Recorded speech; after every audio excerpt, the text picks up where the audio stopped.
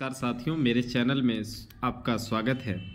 दोस्तों, आज हम लोग इंडियन पॉलिटी के टॉप 30 क्वेश्चंस को देखेंगे। तो चलिए हम लोग शुरू करते हैं, जो कि विभिन्न प्रकार के प्रतियोगी परीक्षाओं के लिए अत्यंत ही महत्वपूर्ण एवं आवश्यक है। तो चलिए दोस्तों, हम लोग इनको शुरू करते हैं। इसमें पहला प्रश्न है कि भारत अर्धसंघात्मक राज्य है, यह किसने कहा था? तो केसी व्हीयर ने कहा था कि भारत अर्धसंघात्मक राज्य है। दूसरा प्रश्न है कि भारत में राजनीतिक सत्ता का प्रमुख स्रोत कौन है? देखिए, भारत में राजनीतिक सत्ता का प्रमुख स्रोत जनता है। प्रश्न संख्या तीसरा है, कोई भी संविधान कितना भी अच्छा क्यों न हो, यदि उसे क्रियान्वित करने वाले व्यक्ति बुरे हों तो संविधान भी बुरा हो जाएगा। यह कथन था डॉक्टर भीमराव अंबेडकर का। आगे नोट है कि मौलाना अबुल कलाम आज़ाद ने संविधान सभा में वयस्क मताधिकार को 15 वर्ष के लिए स्थगित करने की बात की थी। मौलाना अबुल कलाम आज़ाद स्वतंत्र भारत के प्रथम शिक्षा मंत्री भी थे। प्रश्न संख्या चौथा है, संविधान को संघात्मकता के तंग ढांचे में नहीं डाला गया है, यह कथन किसका था? यह कथन था डॉक्टर भीमराव अंबेडकर का। प्रश्न संख्या 5 है कि भारत की स्वतंत्रता के बाद भारतीय राष्ट्रीय कांग्रेस को एक राजनीतिक दल के रूप में भंग कर दिया जाना चाहिए, यह सुझाव किसने दिया था? यह सुझाव महात्मा गांधी ने दिया था। प्रश्न संख्या 6 है, भारतीय संघवाद को सहकारी संघवाद किसने कहा? तो भारतीय संघवाद को सहकारी संघवाद जी ऑस्टिन ने कहा था।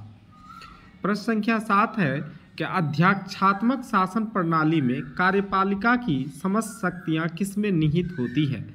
तो अध्यक्षात्मक शासन प्रणाली में कार्यपालिका की समस्त शक्तियां राष्ट्रपति में निहित होता है। प्रश्न संख्या 8 है कि भारत का राष्ट्रीय पशु कौन सा है? भारत का राष्ट्रीय पशु बाघ है। प्रश्न संख्या 9 है, भारत का राष्ट्रीय पुष्प क्या है? तो भारत का राष्ट्रीय पुष्प कमल है। प्रश्न संख्या 10 है, भारत का राष्ट्रीय पक्षी क्या है? तो भारत का राष्ट्रीय पक्षी मोर है। प्रश्न संख्या 11 है कि भारत के राष्ट्रीय ध्वज के चक्र में कितनी तीलियां हैं? तो भारत के राष्ट्रीय ध्वज के चक्र में 24 तीलियां है। प्रश्न संख्या 12 है, भारतीय संविधान के अंतर्गत सिविल प्रक्रिया संहिता किस सूची का विषय है? तो सिविल प्रक्रिया संहिता जो है यह समवर्ती सूची का विषय है। आगे नोट है कि जनसंख्या नियंत्रण और परिवार नियोजन तथा आपराधिक मामले भारतीय संविधान की समवर्ती सूची में सम्मिलित है। समवर्ती सूची वो सूची होते हैं जिसमें केंद्र सरकार और राज्य सरकार दोनों अपना कानून बनाते हैं, लेकिन केंद्र सरकार का कानून मान्य होता है। प्रश्न संख्या 13 है, शिक्षा किस सूची का विषय है? तो देखिए, शिक्षा जो है यह समवर्ती सूची का विषय है। शिक्षा प्रारंभ में राज्य सूची का विषय था, लेकिन 42वां संविधान 1976 द्वारा शिक्षा को समवर्ती सूची में स्थानांतरित कर दिया गया था। प्रश्न संख्या 14 है, भूमि सुधार किस सूची के अंतर्गत शामिल है? तो भूमि सुधार जो है राज्य सूची के अंतर्गत आता है। सूची 3 तरह का होता है, राज्य सूची, समवर्ती सूची और संघ सूची। राज्य सूची वो है जिस पर राज्य कानून बनाता है, समवर्ती सूची में राज्य और संघ दोनों कानून बना सकता है, और संघ सूची में केवल भारत सरकार के द्वारा कानून बनाया जाता है। 15वां प्रश्न है कि रेलवे पुलिस किस सूची का विषय है? तो रेलवे पुलिस जो है यह राज्य सूची का विषय है। प्रश्न संख्या 16 है, आर्थिक नियोजन किस सूची का विषय है? आर्थिक नियोजन जो है यह समवर्ती सूची का विषय है। प्रश्न संख्या 17 है, कृषि भारतीय संविधान की किस सूची से संबंधित है? तो कृषि जो है यह राज्य सूची के अंतर्गत है। प्रश्न संख्या 18 है, पंचायती राज सूची किसमें सम्मिलित है? तो पंचायती राज सूची जो है यह राज्य सूची में सम्मिलित है। आगे नोट है कि दंड प्रक्रिया भारतीय संविधान की 7वीं अनुसूची की सूची 3 अर्थात समवर्ती सूची में शामिल है। प्रश्न संख्या 19 है, विवाह विच्छेद अर्थात विवाह का टूट जाना, गोद लेना, संविधान की 7वीं अनुसूची में किसके अंतर्गत सम्मिलित किए गए हैं? तो संविधान की 7वीं अनुसूची में सूची 3 अर्थात समवर्ती सूची में शामिल किया गया है।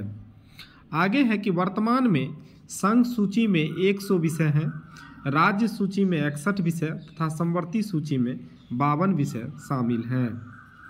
प्रश्न संख्या 20 है, संविधान सभा में उद्देश्य प्रस्ताव कब प्रस्तुत किया गया था? संविधान सभा में उद्देश्य प्रस्ताव 13 दिसंबर 1946 को पंडित जवाहरलाल नेहरू के द्वारा प्रस्तुत किया गया था। प्रश्न संख्या 21 है, भारतीय संविधान का कौन सा भाग भारत को एक धर्मनिरपेक्ष राज्य के रूप में वर्णित करता है? तो भारतीय संविधान का प्रस्तावना जो है भारत को एक धर्मनिरपेक्ष राज्य के रूप में परिवर्तित करता है। प्रश्न संख्या 22 है कि सर्वोच्च न्यायालय द्वारा ऐसा किस विवाद में कहा गया कि अनुच्छेद 368 के अंतर्गत संविधान के प्रस्तावना में भी संशोधन किया जा सकता है, परंतु यह मूल ढांचे का उल्लंघन करने वाला नहीं होना चाहिए। यह कथन सर्वोच्च न्यायालय ने केशवानंद भारती वाद 1973 ईस्वी में कहा था। प्रश्न संख्या 23 है कि भारतीय संविधान का कौन सा भाग संविधान की आत्मा कहलाता है? तो भारतीय संविधान का उद्देशिका जो है यह भारतीय संविधान का आत्मा कहलाता है। प्रश्न संख्या 24 है, भारत एक गणतंत्र है, इसका क्या अर्थ है? तो भारत एक गणतंत्र है, इसका अर्थ है कि भारत में वंशानुगत शासन नहीं है।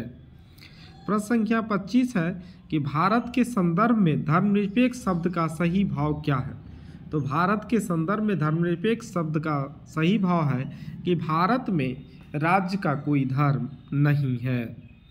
प्रश्न संख्या 26 है कि उद्देशिका में सम्मिलित सामाजिक, आर्थिक व राजनीतिक न्याय के तत्व किससे संबंधित है?